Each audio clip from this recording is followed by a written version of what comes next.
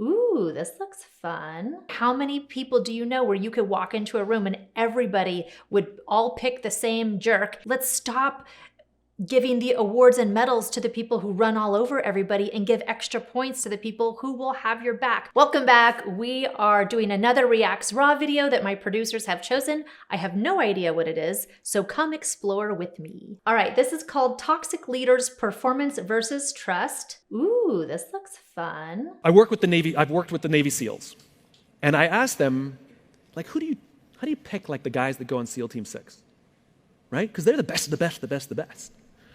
And they drew a graph for me. And on one side, they wrote the word performance, and on the other side, they wrote the word trust. Ooh, the way they define the terms is performance on the battlefield and performance off the battlefield. So this is your skills. This is, did you make your quarterly earnings, however you want to translate it, right? Performance, it's traditional. I'm all like, yeah. How are you off the battlefield? What kind of person are you? The way they put it is, I may trust you with my life, but do I trust you with my money and my wife? This is what they told me. Nobody wants this person, the low performer of low trust, of course. Of course, everybody wants this person, the high performer of high trust. Of course. What they learned is that this person, the high performer of low trust, is a toxic leader and a toxic team member. And they would rather have a medium performer of high trust, sometimes even a low performer of high trust, it's a relative scale, over this person. This is the highest performing organization on the planet, and this person... Oh, that's so interesting. One, I find it even interesting that they're asking this question, right? About the whole performance versus trust, because like he said, they are the most highest performing function on this planet. So to even ask these questions makes me excited. And the problem in business is we have lopsided metrics. We have 1,000,001 metrics to measure someone's performance and negligible to no metrics to measure someone's trustworthiness. So true. What we're doing is promoting or bonusing toxicity in our businesses, which is bad for the long game because it eventually destroys the whole organization. The irony is it's unbelievably easy to find these people. Go to any team everywhere and say, who's the asshole? And they'll...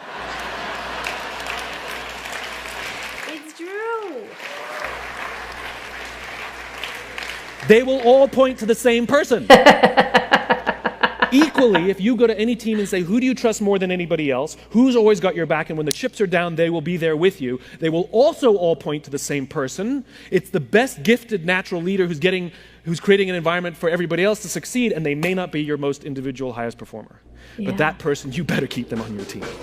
Oh my gosh, I love this. Okay, so many things to unpack here. It's so true. We have this toxic leadership style, this alpha personality style, whether it's male or female, it doesn't matter, but this high achiever, do whatever it takes, I'm gonna succeed no matter what, and they'll stomp on people to get there.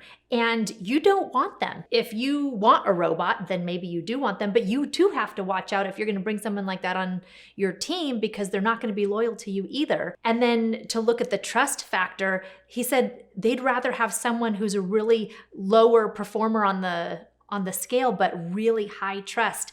And it's so true. How many people do you know where you could walk into a room and everybody would all pick the same jerk? Everybody would all pick the same trustworthy person, or the person who always has their back, or the person who's always that cheerleader pushing them forward when they feel like they've got nothing left to give. I love that he's talking about this because it goes outside of just the business world. It goes into our personal relationships. And what we've always been taught is to work hard, blood, sweat, and tears, look for the person whose knuckles are bleeding. That's who you want to hire.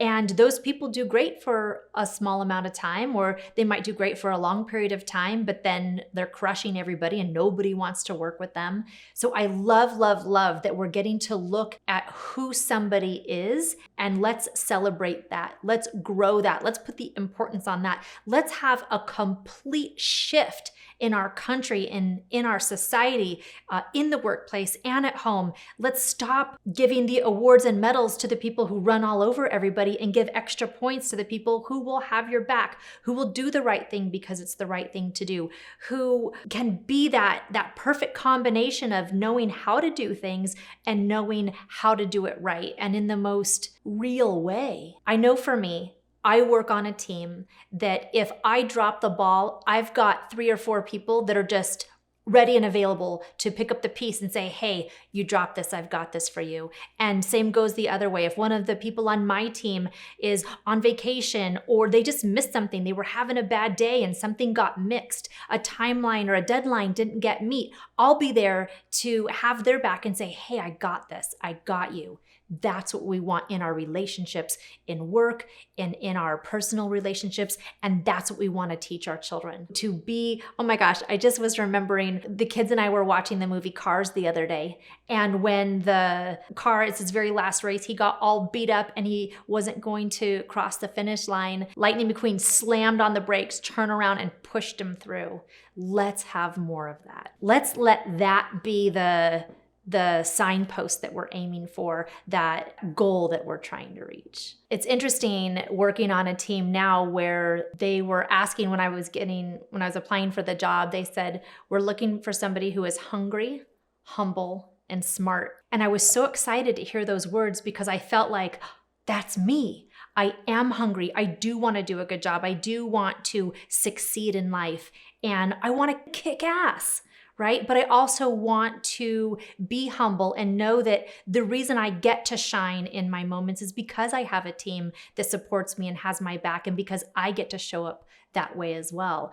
And I am smart and my ideas are celebrated. I get to throw out my ideas and have them come to life and have opportunities for that. So for an employer to change the narrative instead of, where do you see yourself in 5 years? No, let's look for the people who have a whole emotional intelligence in addition to their performance and what they can do. In one of my previous positions, I was always hearing, you got to earn your keep, you got to earn your keep. And I would feel like I'm doing my job, I'm going above and beyond, and I'm being me. I'm giving everything I've got. I'm giving my heart, my soul, my energy into this project. And it still was, oh, but you got to do more. You got to do better. You got to reach these metrics. And when you're in that kind of environment, I don't know about you, but for me, I felt like, don't really want to be here anymore. Don't really want to try anymore. And one of the things that I've loved getting to do is interview celebrities. And what I love the most is getting to meet a celebrity who has created amazing success for themselves and to go backstage and have a conversation with them like they were part of my family, like they were an aunt or an uncle or a sister or a brother.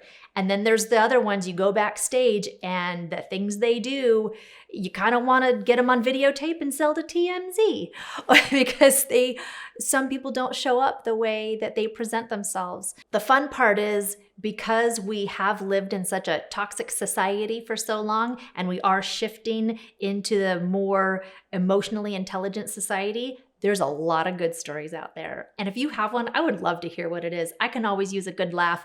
And we're never alone in any of this, right? We've all felt those situations where we were pushed and not really celebrated for who we were, and the times that we really succeeded and got to shine. I'd like to hear your feedback and your stories, and especially if you disagree with me, I want to hear it. I want to hear all of the beautiful experiences that my fellow humans have had on this crazy planet Earth. This has been your ray of sunshine. Thank you so much for joining, and check out the next Raw Reacts video next.